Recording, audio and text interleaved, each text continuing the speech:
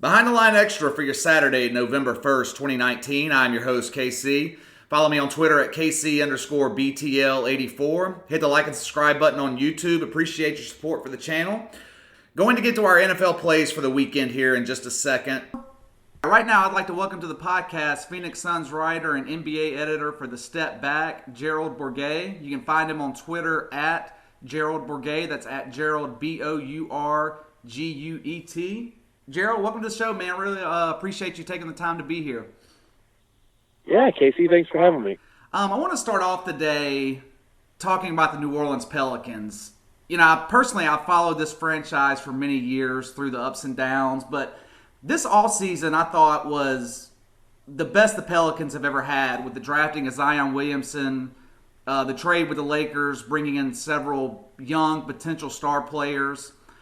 There was a lot of excitement entering this season in New Orleans, but now after the Zion injury and the disappointing 1-4 start, I'm starting to see a little bit of frustration from the fan base in New Orleans. The team's kind of struggled defensively. They played their best game of the year last night, but is it too early to start to panic in New Orleans? I think so. I mean, I wrote about this in a Halloween piece that I put up yesterday, but the Pelicans' record is a lot worse than, their play has been. Defensively, yes, you're absolutely right. That's not good right now. I think they're like 28th in defensive rating. Mm-hmm. But they're also playing without what might be their best player, honestly, based on what we saw in preseason. And they also missed Drew Holiday for, I think, 2 games. Brandon Ingram has looked good. And despite the fact that Holiday's not shooting well, that Lonzo's not shooting well, even J.J. Redick isn't shooting particularly well. They're still 1-4. I think they only lost by like 3 to the Rockets. That's a very good team. Right. They finally bounced back with that win that you were talking about over the Nuggets. And, they played a couple of good teams. That 11-point loss to the Warriors, I think, is what sticks out in everyone's mind. And you're right, there's probably no excuse for that one, given what we've seen from the Warriors right now. Right. But I think it's too early to panic. I think these next few weeks until Zion comes back are going to be rough, and they need to weather that storm. But if they do, I really do think that they will turn this around sooner rather than later. I've been pretty critical of Alvin Gentry in the past. I think he's a great offensive coach, but I think he kind of struggles with in-game adjustments and really to get his team to play defense. In my opinion, I think ownership really extended his contract because he handled the Anthony Davis mess last season so well. I mean, he was basically the face of the franchise through that tough time. Do you think that Alvin Gentry is the right coach for this young team in New Orleans? I do. I mean, I think you are definitely speaking some truth to the defensive side of the ball as far as his abilities as a coach. But at the same time, he's also a very good offensive coach. Pelicans, obviously these are all small sample sizes that we're talking about, but Pelicans are 5th right now in offensive rating, and that's, missing Drew Holiday for 2 games with a couple of key guys not shooting the ball well, and with Zion still on the bench. So that's a good sign so far.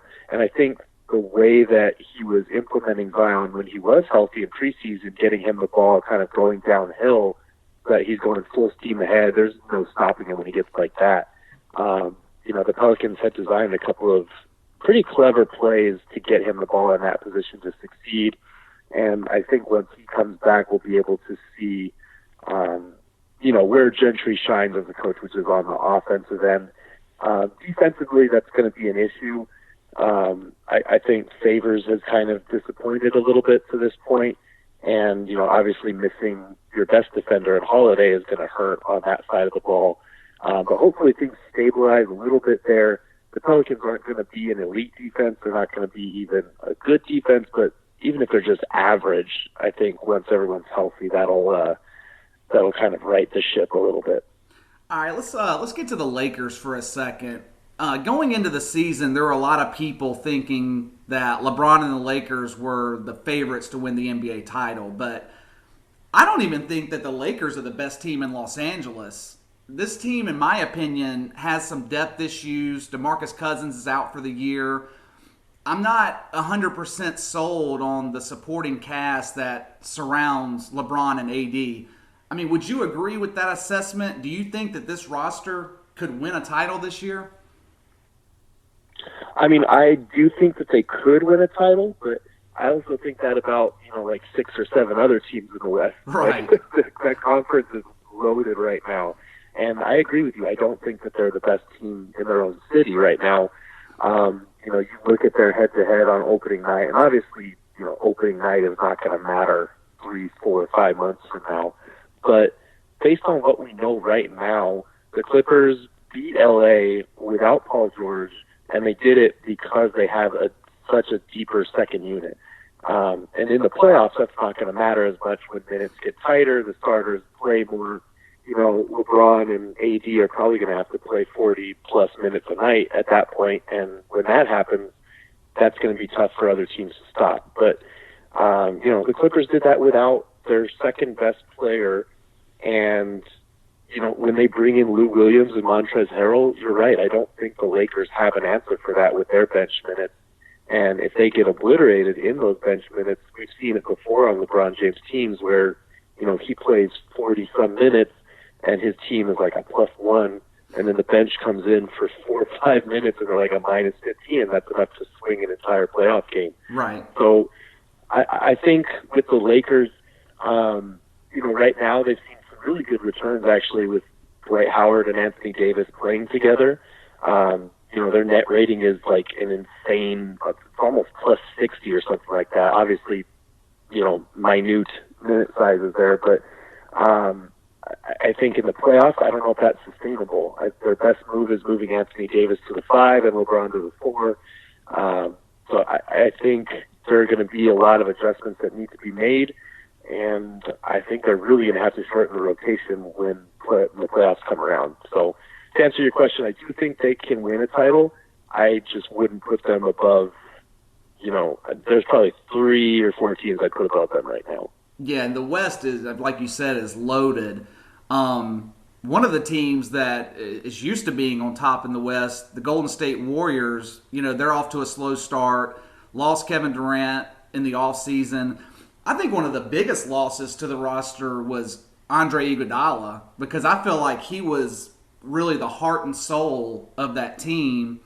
Now you've got Steph Curry out for a while with a broken hand. It seems like this dynasty in the Bay Area has fallen apart really fast. I mean, in a matter of one offseason. I mean, what do you think the future of this team is going forward? Yeah, I mean, this is kind of, really, it feels like uncharted territory because this was one of the greatest dynasties we've ever seen in NBA history, and they only, air quotes, only won 3 titles together during that time. Right. Like, to watch it fall apart so quickly has been stunning. They've, in the last 6 healthy games that they've had, they've lost Kevin Durant to injury, Klay Thompson to injury, and now Steph Curry and Draymond Green exited Wednesday's game with a minor back injury. But still, that's their 4 best players who have sustained an injury in their last 6 healthy games. Like, that's an absurdly bad string of bad luck on the injury front. Obviously losing Klay is huge, losing Kevin Durant is huge, but you're right, not having Iguodala, like we are seeing that they have no wing depth. And this is something I've seen firsthand watching Devin Booker and the Suns over the last years, but it's hard to win when you only have 2 or 3 good to great players and the rest of them are guys that, are like rookies or G League call-ups or barely in the league kind of guys. Like, it's hard to win in the NBA with a roster like that. The Warriors are the worst defense in the NBA right now, and this kind of just reminds me of the 1996-97 San Antonio Spurs. That was the team that kind of let David Robinson take his time coming back from injury. They won 20 games, and because of it, they wound up walking into the number 1 overall pick, Tim Duncan. It kind of feels like that's the course that the Warriors should take this year. Don't rush Curry back. Keep Draymond's minutes low. Let them bide their time for next year when Klay Thompson is healthy, and maybe you'll have a top 5 pick to add to the group in the process that'll really make this team scary again a year from now. So I don't want to say that the dynasty's over, but man, it is a very different Warriors team than we're used to seeing this year. I agree. Let's get to Kyrie Irving for a second. We're only in the second week of the NBA season, and we're already seeing reports, whether or not they're rumors or not, doesn't matter at this point. We're seeing reports in Brooklyn that their management's concerned about Kyrie's mood swings. The same type of problem that happened to him in Cleveland. We saw it last year when he was with the Celtics, and it's almost becoming a trend. Like every stop Kyrie has, there's locker room issues. Kyrie's a superstar level talent. There's no doubt about it. But if this type of stuff were to continue, could we see him become something like the Terrell Owens of the NBA, where no matter how talented he is, he just becomes too disruptive in the locker room and basically becomes too much of a headache to deal with? I mean, it's entirely possible. I don't want to speak too much on Kyrie just because a lot of the things that have been reported sound like, they sound like they stray into the mental illness category. Right. And I think those type of things should be handled delicately. Mm-hmm. And I think in Boston, maybe they weren't as much as they should have been. But at the same time, at a base level, you're right. Like everywhere he goes, there have been locker room issues. There have been chemistry issues. And it's definitely something to keep an eye on because obviously this season, this is kind of like a training wheel season for the Nets. Like they just have Kyrie and these young guys, but they don't have the main piece that they acquired, Kevin Durant. So this is kind of the preamble to what they'll really look like next year. And because Kevin Durant and Kyrie are such good friends, I think we might see something different next year, especially with just a player of KD's caliber out there. Right now it's easy to hit the panic button because the Nets are, not playing well. I think they're 1-3, 1-4, something like that. But Kyrie has been playing very well. The Nets obviously refuted that report about his mood swings. There was another report that kind of speculated that was stemming from Rockets officials, not Nets officials, where that report came from. I trust Jackie McMullen with her reporting, but it is a very complicated issue, and it's one that you ask his teammates, and they're all on board with him. Obviously, they're not going to say otherwise, 4 or 5 games into the season, but right. You're right. This is a very complex issue, and it's one that is hard to speculate on or to talk about without knowing more.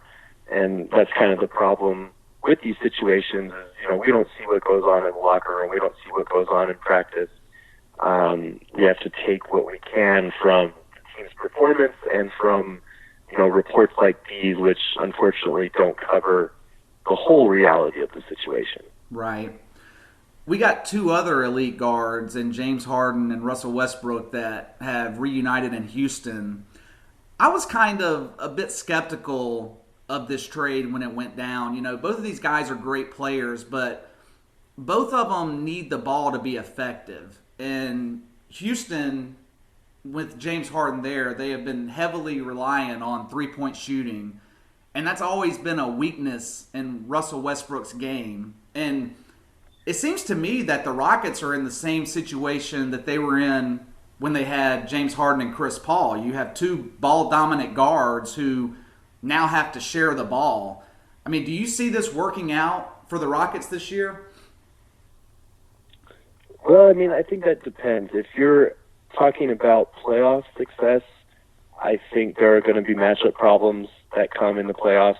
If you're talking about regular season success, I think James Harden and Russell Westbrook is more than enough to rack up quite a few regular season wins And we're kind of seeing it already. Like, even though there are problems and concerns about their compatibility in the backcourt together, they've still got the best offensive rating in the NBA by like 4 points per 100 possessions. Like, it's a pretty big gap. And obviously, that Wizards game really boosted the numbers, but I think there's too much talent in the backcourt to worry about that for the regular season. Come playoff time, is going to be a different issue because while they've got the best offensive rating, they've also got the second worst defensive rating. So they are, and I think that was always the biggest concern for me with Harden and Westbrook, was not that they wouldn't figure it out offensively, but that neither one of them is good defensively. Like, James Harden's lapses on that end are pretty well known right now, but honestly, over the last 1 or 2 years, Russ has been even worse with the way that he gambles for steals, with the way that he ball watches. He has not been a good defender, and that's terrifying that those are your two backcourt starters because they're not going to be able to stop anybody. So it's going to be interesting to keep an eye on how they defend people, because they do have good defenders. They've got P.J. Tucker, one of the most underrated defenders in the league, who can guard multiple positions. They've got Clint Capella, who's a very sturdy inside guy. But come playoff time, Clint Capella's been played off the floor, and Westbrook and Harden are just going to have to be a lot better. So I'm not concerned about them yet. I actually think, you look at the numbers that they're putting up, and it's pretty clear they might not get in each other's way. Harden's still taking a bunch of shots off the dribble like he always has. Russ is still, flirting with triple-double numbers every night like he always has. But I do think defensively is where we need to keep an eye on them moving forward. Got you. I wanted to close out and talk about your Phoenix Suns for a second, because it's been a long, long time since this team was really relevant on a national level. You probably had to go back to the Steve Nash days, but this season there seems to be some real hope surrounding this team. They're off to a decent start. DeAndre Ayton, suspended for 25 games, obviously is a setback. But this team as well as anybody. How do you see the season going for the Suns this year? I am, cautiously optimistic. Every time we've done this in the past, every time the Suns have shown signs of life with like a good 5 or 6 game stretch, it's all come crumbling down somehow. So I almost don't want to say anything about it and don't want to touch that kind of karma right now. But honestly, based on what I've seen, they look like a team that will be in the playoff running. Maybe not make it in the end, but you look at their opening 5-game slate, and it's brutal, even with that Warriors game thrown in there. Like, they had the Kings at home, and they beat the crap out of them. Then they go to Denver, and they lose to a Nuggets team that a lot of people are expecting to compete for the Western Crown this year, and they lost to them by 1 in overtime, and that was on a night where Devin Booker shot a terrible percentage. Like, he just had a horrible game that night. And then the following night, they come back home on the second night of a back-to-back and beat the Clippers with Kawhi Leonard in one of the best games I've seen this team play in years. They lose to the Jazz by 1, so both their losses are by exactly 1 point. And then they go into Golden State, and they're up almost 30 at halftime. Like, this is a team that is well coached. Monty Williams has done a tremendous job so far. And I think Devin Booker is finally getting to prove, like, if you put actual NBA talent around him, he can play like a star. Like, he's had to drag a lot of terrible rosters through the mud over the last few years, but now he's got an actual point guard in Ricky Rubio. He's got, Aaron Baines, who's filling in for Ayton wonderfully so far as a defensive-minded veteran presence. You've got Kelly Oubre, Tyler Johnson. Like, these aren't names that are going to blow anyone away, but they're actual NBA players, which the Suns have been lacking over the last few years. So, they were one of 2 teams in the league to rate in the top 10 offensively and defensively so far. And obviously these are small sample sizes again, but, if you're a Suns fan, you've got to love what you've seen from them so far. This is a team that looks like a 500 ball club, and maybe that's not enough for the playoffs, but it'd be a huge step in the right direction after winning, 19 games last year, and it's starting to feel like Devin Booker was inching closer and closer to that inevitable trade demand. Like, this is huge for the franchise. It's huge for Booker. And honestly, it'd be huge for the NBA to finally see what this young Suns core can do with the right coach and the right complementary talent around it. Right. I really appreciate you taking the time to come on the show, man. You're welcome back anytime. Before we close out, do you have anything that you want to plug? Not really. You can check out all my work on fansided.com/NBA. Yesterday I did a piece on all 30 teams, taking a look at each team's early season trend and playing trick or treat to determine whether, these are lasting trends or just early season flukes. So you can check that out. And yeah, you can follow me on Twitter at GeraldBourguet. All right. Sounds good, Gerald. Appreciate you coming on. Absolutely, Casey. Thanks for having me. All right, man. If you guys haven't checked out Gerald's work, I highly suggest you do.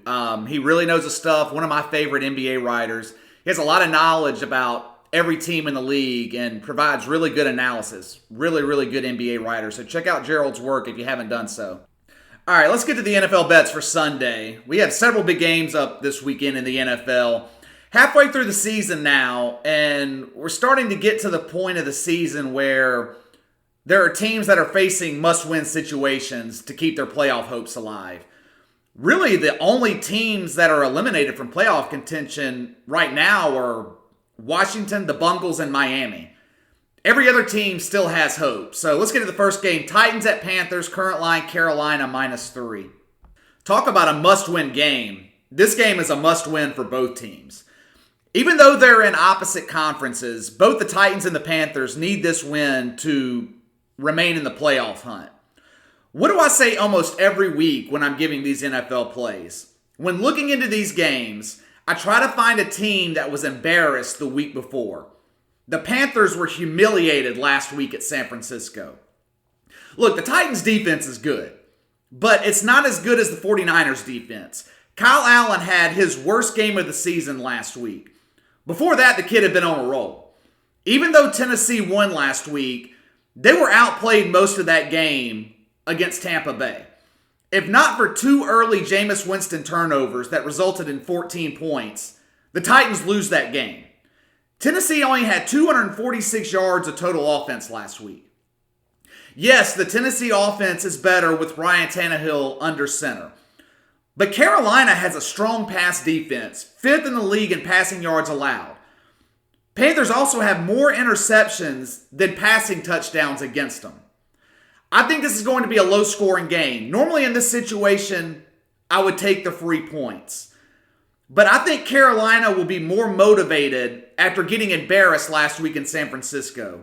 I'm going to take the home team here and swallow the points, taking Carolina -3. All right, next up, we've got the Colts at Steelers. Current line, Indianapolis -1.5. I'm usually not big into taking road favorites in the NFL. Really not big into taking favorites in the NFL, period. But I really like the Colts in this spot here. The Steelers have won 2 in a row. However, that's mainly due to turnovers. Pittsburgh's one of the best teams in the league at forcing turnovers. They forced 19 so far through 8 weeks, but Jacoby Brissett and the Colts take really good care of the football. Brissett's only thrown 3 interceptions all year. I always say that defense and a running game are essential to winning on the road. Indianapolis has both. Only one game this season where this defense has given up over 400 total yards. The one slight weakness on this Colts defense is against the run, which Pittsburgh can't exploit. The Steelers rank near the bottom of the league in yards per attempt and rushing yards per game. I feel like Indianapolis will be able to neutralize the Steelers' pass rush. The Colts have one of the best offensive lines in the NFL. The key to the Pittsburgh defense is to be able to rush the passer, force him into making mistakes. I don't think they'll be able to do that on Sunday. Should be a close game, but I like Indy to win and cover the small number, taking Indianapolis -1.5. All right, Lions at Raiders. Current line, Oakland -3. The road-tested Raiders finally return home. John Gruden and company haven't had a home game since mid-September. And their welcome home present is a struggling Detroit Lions that have lost 3 of their last 4 games with a quarterback who historically struggles on the road. Lions quarterback Matt Stafford's having a great season. There's no doubt about it. But he's a different quarterback away from Detroit. 201 passing yards at Philadelphia, 243 at Green Bay, 29-43 career road record.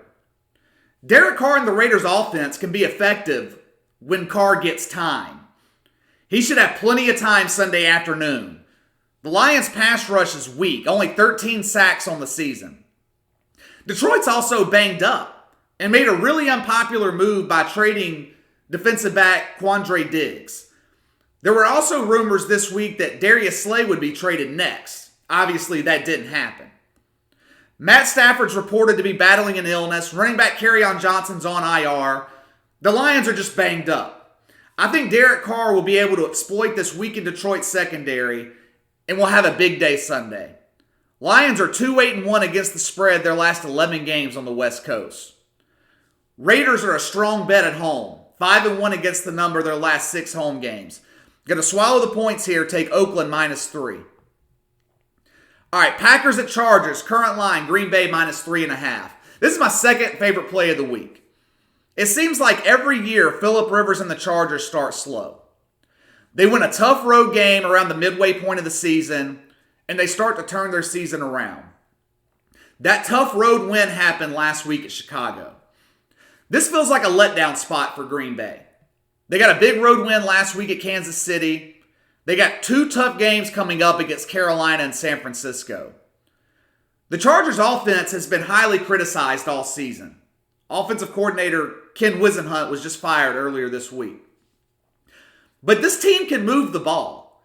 The problem has been turnovers. They started to clean that up a little bit the past couple of weeks. Only 2 turnovers the last 2 games, which is an improvement over earlier this year when they were turning the ball over 2, 3, 4 times a game. The key to this game is going to be Melvin Gordon against the Packers' run defense. Gordon's been a non-factor so far.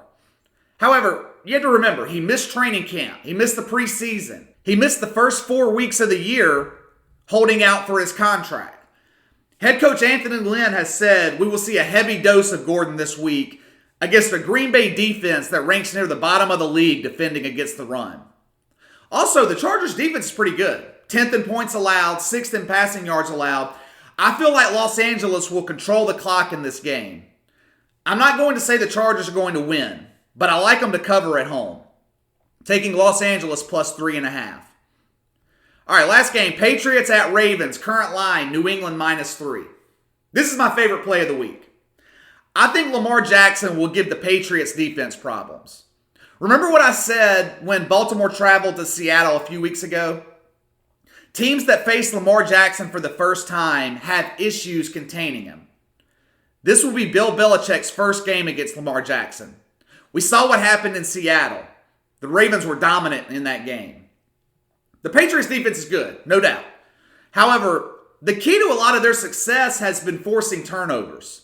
They lead the league with 25 forced turnovers. However, Baltimore takes really good care of the football. Only 7 turnovers this season. Tom Brady's been un-Brady-like at times through the first 8 weeks. He's been leaning a lot on his defense and has become something of a game manager the past few weeks. Only 3 touchdown passes the past 3 games. New England's defense has been dominant, but they haven't really been tested. Best quarterback they've played all year was Big Ben back in week 1. Since then, they've had the Jets twice, the Dolphins, the Redskins, the Browns, and the Giants. Not exactly a tough stretch of elite quarterbacks to defend.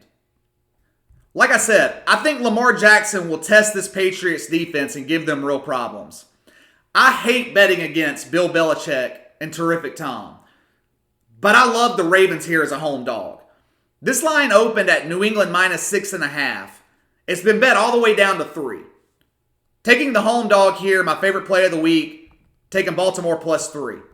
All right, let's recap here. Unusual week for me in the NFL and college football too. Usually like favorites in college, loaded up on 3 dogs this weekend. Love my dogs in the NFL, and I'm betting heavy on the favorites this week. So we got Carolina -3, Indianapolis -1.5, Oakland -3, Chargers +3.5, and Baltimore +3. All right, that's all for today, guys. I want to thank Gerald for coming on the show to talk about what's happening in the NBA. I'll be back Tuesday morning with the good, the bad, and the ugly from the weekend. Hit the like and subscribe button. Leave a comment in the section below with your NFL picks for tomorrow. Follow me on Twitter at KC_BTL84. Have a good weekend. I'll see you guys Tuesday morning.